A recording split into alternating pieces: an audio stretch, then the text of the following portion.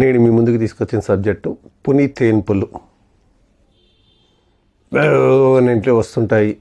ఇవి తేన్పుల్లాగా అంటారు, పులి తేన్పులు అని. సొంటి సైంధవ చూర్ణం చేసి తేనెలో సేవించిన పులి తేన్పులు పోవను.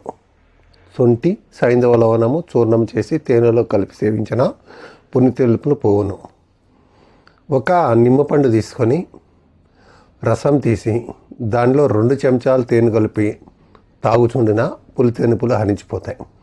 ఒక పండు పెద్దది తీసుకొని నిమ్మరసం తీసుకొని దాంట్లో 2 చెంచాలు తేనె కలుపుకొని తీసుకోండి, ఇంకా ఏం కలపకండి. సొంటి, మిరియాలు, వేప చెట్టు బెరడు ఈ వస్తువులు సమభాగాలుగా తీసుకొని దానిలో 10 గ్రాముల మోతాదుగా ఉదయమనే మంచినీళ్ళ అనుపాలంతో సేవించుచుండిన పులి తేనెపులు తగ్గుతాయి. సొంటి, మిరియాలు, వేప చెట్టు బెరడు ఈ 3 సమభాగాలు తీసుకోండి. 3 కలిపింది 1 చెంచా మోతాదుగా నార్మల్ వాటర్తోనే మార్నింగ్ ఎంటీ స్టమక్లో తీసుకుంటే పులి తేనెపులు తగ్గుతాయి. వేయించిన గోధుమ పిండిని పటిక బెల్లం పొడిలో కలుపుకొని లడ్డు మాదిరిగా తించున్న పులి తేనెపులు హరించిపోతాయి. గోధుమ పిండిని కొద్దిగా వేయించేసేయండి, దాంట్లో పటిక బెల్లం పొడి కలిపించుకొని బాగా ఇలా ముద్దులాగా చేసుకొని దాన్ని లడ్డులాగా తీసుకొని తినండి. దీనివల్ల పులి తేనెపులు అనేవి తగ్గిపోతాయి.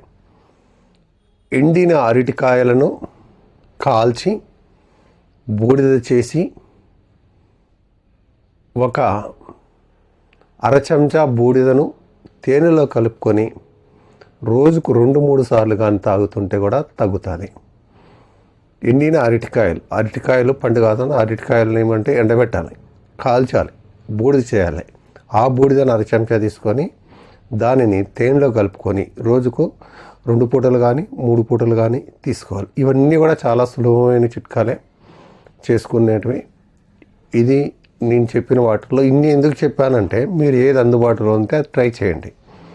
దాంతో తగ్గలేదు, 2వ రోజు ఇంకో ట్రై చేయండి, లేదా సాయంత్రం ట్రై చేయండి. అట్లా ఎందుకు ఇన్ని చిట్కాలు చెప్తామంటే ఒకే సమస్యకు మీకు ఏది అందుబాటులో ఉంటే అది చేయగలుగుతారు. ఒక్కొక్కరికి ఒక్కో చిట్కాతో తగ్గిపోతుంది, ఇంకొకరికి తగ్గదు. అలాంటప్పుడు మీరు నేను చెప్పినవన్నీ కూడా చేసుకొని దయచేసి తగ్గిన వాళ్ళు ఫీడ్బ్యాక్ ఇవ్వండి.